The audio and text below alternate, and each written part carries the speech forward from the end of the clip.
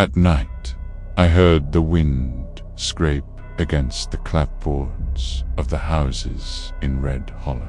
It was a familiar sound, the same as always, as if the desert were breathing through the cracks. But that night, the wind wasn't alone. Amid the dry whistles of the sand, a voice emerged, soft, sweet, too small to be there. It was the voice of a child. It wasn't a rattlesnake's rattle. It wasn't a coyote's call. It was a lullaby, one of those melodies a mother sings when she wants to lull her child to sleep. Only, instead of bringing calm, the melody weighed in the air like lead. Each note seemed to scratch at the soul. I saw grown men turn pale just hearing it. I saw women hurriedly close windows, murmuring prayers. Even the dogs lowered their heads, as if recognizing something we didn't understand. I soon realized it wasn't just any song. It was tailored to each ear. Some swore they heard the voice of their mothers, dead for years. Others said it was the laughter of a brother caught in a fever. Some swore they heard their own daughter calling out by name. Each recognized a piece of themselves in that melody. And that was what made the call irresistible. I felt the temptation myself. The voice whispered my name in the darkness, Elias, soft as memory. And for a moment, I almost took a step toward the cemetery. But it wasn't just me. People started disappearing. A lamp would go out in the middle of the street. A door would be left open in the middle of the night. A bowl of soup would go cold on the table with no one to taste it. The tracks would reach the edge of town and disappear into the sand, as if the desert had swallowed every soul. Then there was a knock on my door. 3 loud, nervous knocks that sounded more like a cry for help than a summons. I opened it and saw desperation in a man's eyes. All he could say was, "What's wrong?" "Sheriff Blackthorn, he's back, and he's taken my boy." At that moment, I felt the star in my chest burn like a live coal. It wasn't heat. It was the weight of the curse awakening within me, and I knew that once again, the desert was calling me. The first few nights that song spread through Red Hollow brought a different silence. It wasn't the silence of peace, but of absence. When the sun rose, it wasn't faces that counted, but empty chairs, unmade beds, doors left ajar. And I watched fear grow like a weed in every house. An elderly woman told me, with tears in her eyes, that she saw her husband get up in the middle of the night. He walked slowly, as if following an invisible path, eyes open but seeing nothing. She screamed, begged, tried to pull him back, but it was as if he were no longer there. The man walked through the door and disappeared into the night. "He seemed to be dreaming with his eyes open," she said. And I believed her, because I'd seen that same look in others before. A cowboy came to me, swearing he'd followed his brother through the field. The boy, strung as an ox, walked straight, muttering something like a prayer. The song dragged him along. The cowboy tried to hold him, but the moment he did, he too heard the melody, sweet and soft, whispering his name. He almost gave in. He was only saved by falling to his knees and covering his ears, repeating his mother's prayers until the spell broke. When he got up, his brother had already disappeared into the desert, and it wasn't just the adults. I saw children leave their homes still in their pajamas, carrying dolls, walking barefoot on the cold sand. One desperate father swore he tried to grab his daughter by the arm, but lost his strength as if something was sucking his soul out. She looked at me, he said, but it wasn't my little girl there. It was something else. I began recording the disappearances, each name written like lead on paper. They weren't just numbers. They were lives swallowed by the desert. I'd seen shootings, cholera, skulls abandoned along the railroad tracks, but nothing emptied a city as quickly as that song. Families began to lock themselves away before sunset. They nailed boards to the windows, lit lamps, and prayed silently. But this didn't stop the call. The voice found gaps, slipped through cracks, and entered the heart of each home. And inevitably, from each home, someone was taken. Then there was a knock on my office door. It wasn't an ordinary knock. It was the rhythm of fear, short, anxious, desperate. When I opened it, I found a group of families, men, women, children, clinging to their mothers' skirts. Everyone looked at me as if I were their last resort. "Sheriff," they said, "take this curse away." I didn't answer. I just looked down at the star in my chest. It burned like a hot iron, pulsing in time with the voices that echoed on the wind. The curse called to me, and I knew that, like it or not, I would have to answer. I mounted my horse before sunrise, knowing there was no point in waiting. The song wouldn't leave me alone until I went to meet it. The path to the Indian cemetery was narrow, lined with dry bushes that bent in the wind, as if even nature itself feared to rise up there. The silence was dense, heavy, and with each step I felt the desert swallowing me deeper. When I reached the makeshift gate, I dismounted. The creak of the saddle leather echoed too loudly, as if unwelcome. I advanced slowly, my boots sinking into the loose sand. Wooden totems, broken and forgotten, still guarded the entrance, leaning like old warriors who never rested. The tombstones, many of them cracked, told stories no one remembered. I ran my hand over one and felt the cold rush through my skin. The star on my chest pulsed, warm, alive.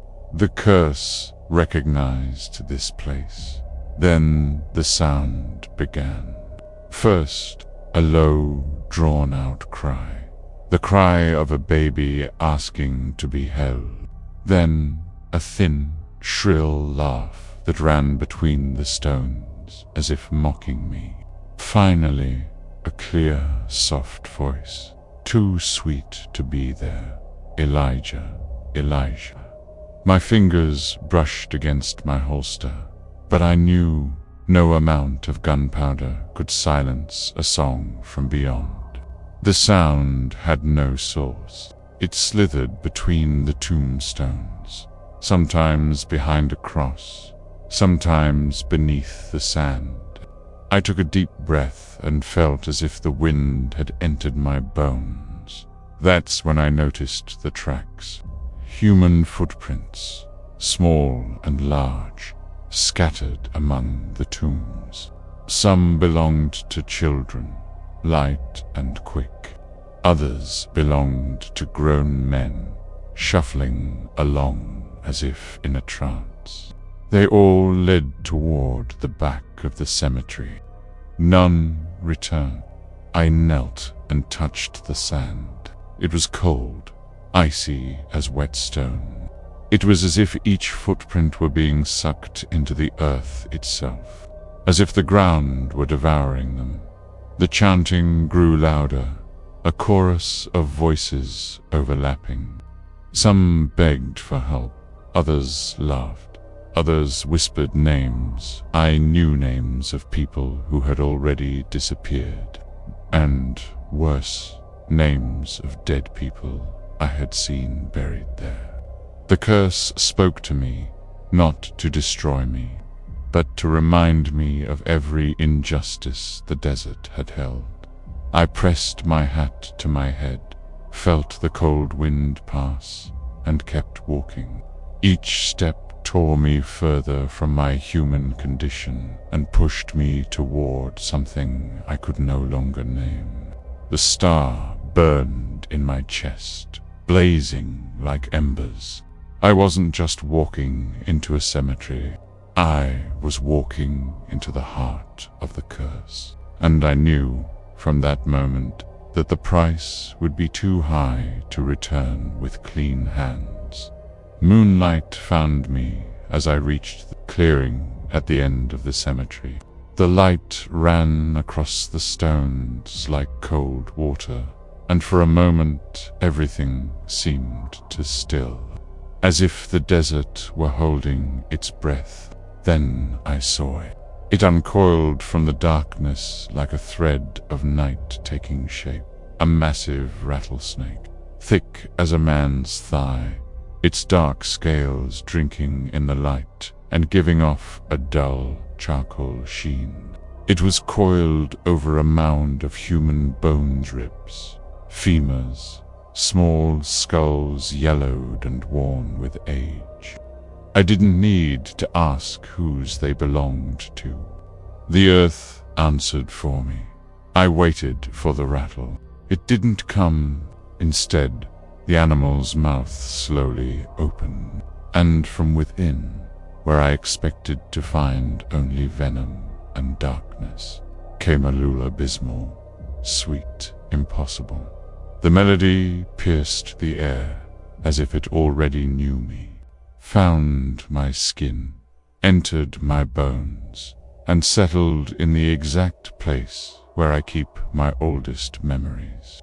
I smelled wet firewood, heard the creak of a rocking chair that no longer exists.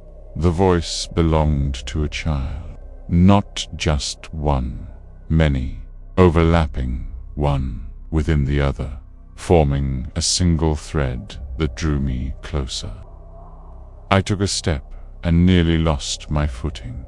The song didn't come from outside. It seemed to originate within me, vibrating in my chest, as if my ribs were the body of the instrument. Elias, they whispered, and I saw a crib. I also saw the face of a woman to whom I promised a life that never arrived. The star in my chest grew hot until it hurt. I know this painted the curse, reminding me that I am its shelter. Behind the serpent, the shadows began to move. I thought it was wind, but wind doesn't straighten hair, light beads, or squint in morning. They were children, pit Indigenous children, small as their age and ancient as the earth. Some had braids, others had feathers stuck in their hair. Their bodies were smoke illuminated by moonlight, yet they weighed more than any stone I've ever carried. They didn't come to frighten me. They came to testify. I took a half step back, not out of fear, but out of respect. Those little ones weren't capricious apparitions. They were the living memory of injustice. Each one had a silence stuck in its throat. The serpent gave a slight movement, and the song changed.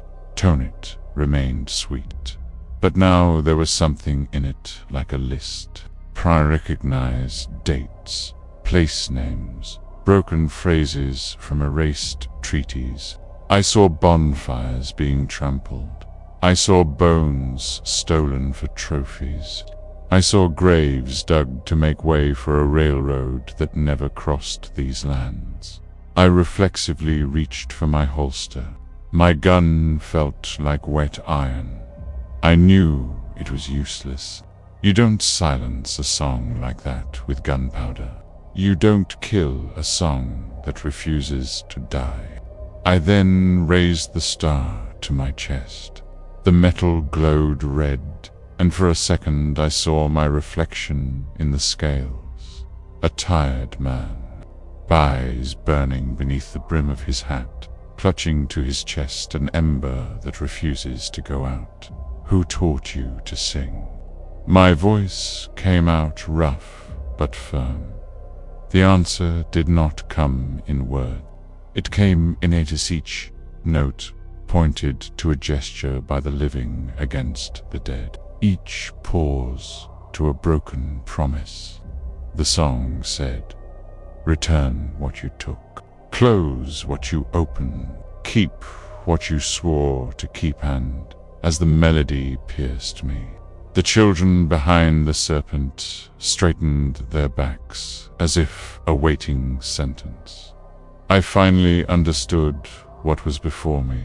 That rattlesnake was not an animal of the world. It was guardian, twisted by the hunger of the earth and the guilt of men. He carried in his womb the voices of innocence, and sang because no one else could speak for them. I felt shame and fury rise together like dust and fire. I touched the star one last time. It responded with a throb not of victory, but of acceptance. From then on, I wasn't investigating a monster. I was answering to a court, and the witnesses were the height of children. The serpent's eyes lit up like burning coals, and for a moment I felt as if it was staring at me not with hatred, but with recognition. The song changed again. It was no longer a song sung on the wind. Now it was my name, repeated in overlapping children's voices. Some soft, some laughing, some crying. Elias, come play with us. The words slid through me like a knife through soft flesh.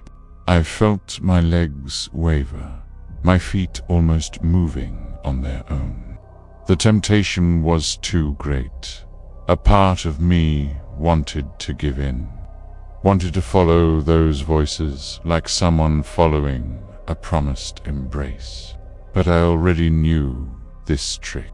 The desert always calls to what you desire most. I took a deep breath, dug my boots into the sand, and clutched the star to my chest. The metal burned like fire, pulsing alongside my heart. That was when the night split open in a flash. The light didn't come from the moon, nor the stars. It was the curse itself, answering the call of my fate. The ground shook beneath my feet. The tombstones trembled, and the ancient totems groaned as if they might topple. The serpent raised its head and opened its mouth in a scream, but it wasn't the sound of an animal. It was a chorus of children's voices, dozens of them, crying, laughing, and begging for revenge all at once.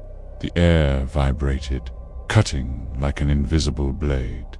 I felt my ears burn, my chest ache, but I didn't look down. I held tight to the red glow of the star and stared at the creature. That scream didn't want to kill me. It wanted to drag me along, to take me into the earth's memory. I didn't give in. I remained standing, as I always had, paying the price of bearing a curse I never asked for.